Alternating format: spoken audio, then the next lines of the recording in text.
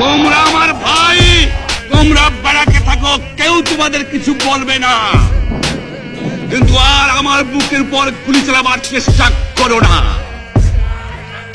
ভালো হবে না। 7 কোটি মানুষকে তাবায় রাখতে পারবো না।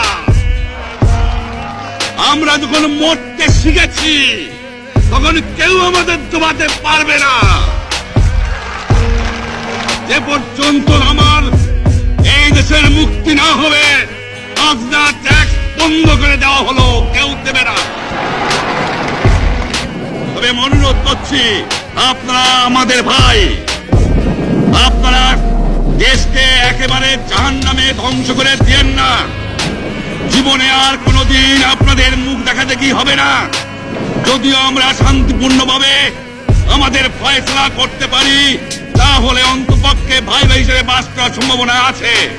সেই জন্য আপনাদের অনুরোধ করছি, আমার এই দেশে আপনারা মিলিটারি শাসন চালাবার চেষ্টা করবেন না।